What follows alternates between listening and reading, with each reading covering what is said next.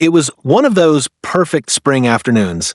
My daughter Lily sat on our front porch in her wheelchair, enjoying the sun and fresh air. She loved watching people walk by, waving at neighbors as they passed. I had just gone inside for a moment to grab her juice when I heard shouting. A second later, the unmistakable crack of a gunshot split the air. My heart dropped. I bolted to the porch, and what I saw shattered me. Lily lay bleeding, tears running down her cheeks. Karen, the HOA president, stood at the bottom of the steps gripping a gun. Smoke curled from the barrel. Neighbors were frozen in shock, some already recording. I collapsed to Lily's side, my world spinning. I screamed for someone to call an ambulance. My baby was hurt, and my peaceful afternoon had turned into a horrifying nightmare that would change our lives forever. The police arrived minutes later. Paramedics rushed Lily away, while I stayed behind, trying to grasp what had just happened. Karen was talking fast to the officers, spinning her story. It was self-defense, she said loudly. She threatened me. My fists clenched. How could she say that? My daughter was 7 years old, wheelchair-bound, incapable of attacking anyone. I tried to speak, but the officers waved me off, more focused on Karen's story. Some neighbors were murmuring in disbelief, but others nodded along, too afraid to speak against the HOA. I knew I had to get to the hospital, but I also knew this couldn't be the end of the story. Karen was lying, and I was going to prove it, no matter what it took. At the hospital, the doctors stabilized Lily, though the wound was serious. Through tears, she whispered, "Why did Miss Karen shoot me, Mommy?" I promised her I'd find out. That night, I called my neighbor, Tom, who had security cameras facing our porch.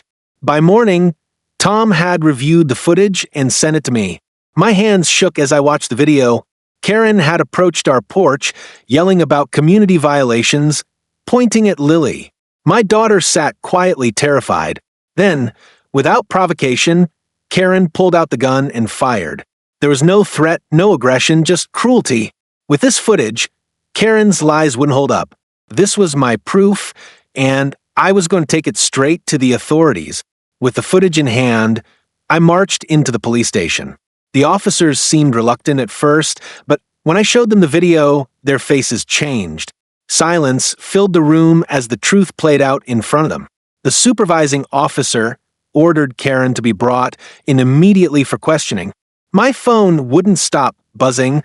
Neighbors started reaching out, reporters caught wind of the incident, and the community suddenly wanted to hear my side of the story. I didn't want fame or attention, I wanted justice for Lily. I hired a lawyer prepared for a long fight.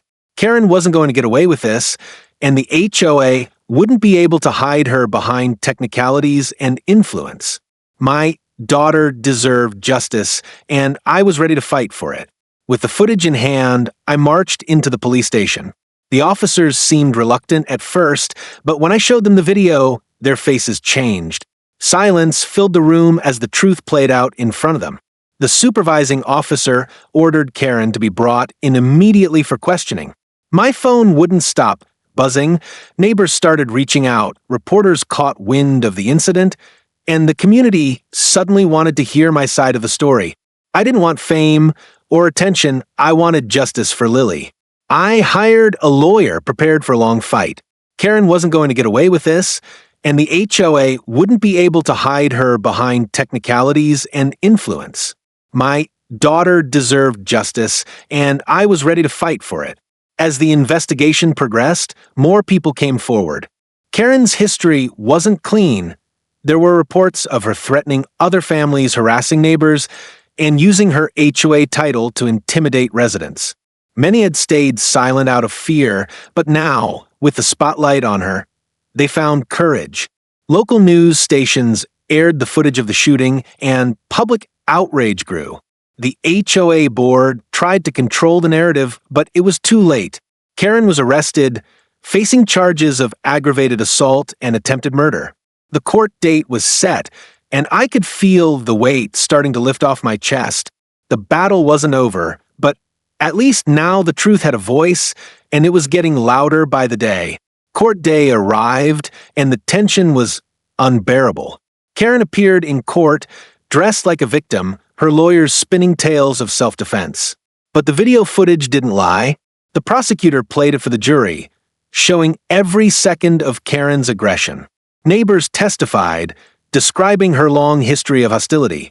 My lawyer presented medical records, proving Lily's disability. I sat in the courtroom every day, holding back tears, determined to be strong for my daughter. Karen's facade crumbled under the weight of the evidence. Her smug expression faded, replaced by desperation. The jury saw the truth. This wasn't self-defense, it was a vicious attack on an innocent child. All we could do now was wait for the verdict. After days of testimony, the jury finally reached a verdict. I held my breath as the foreman stood. Guilty on all counts, he declared. Relief flooded through me, tears rolling down my face. Karen was sentenced to a lengthy prison term. She was escorted out of the courtroom in handcuffs, her arrogance shattered. The community began to heal, neighbors uniting to remove toxic leadership from the HOA board. I visited Lily at the hospital after court, telling her the news. Her smile made every sleepless night worth it. We had faced hate, lies, and injustice, but in the end, truth had won. My daughter could now begin healing without fear hanging over her. Life slowly returned to a new normal. Karen was behind bars, the HOA restructured, and the neighborhood changed for the better. Lily's strength inspired the community. Strangers who once stayed silent now supported us, visiting regularly, offering help and kindness. We repainted our porch, turning it into a symbol of resilience instead of tragedy. Lily, though still healing, began to smile and laugh again. I knew the scars, physical and emotional, would take time to fade, but our fight had meaning. We proved that no one, no matter their title or power, is above the law. I sat on the porch with Lily, watching the sunset, feeling peace for the first time in months. We survived, we fought, and we won.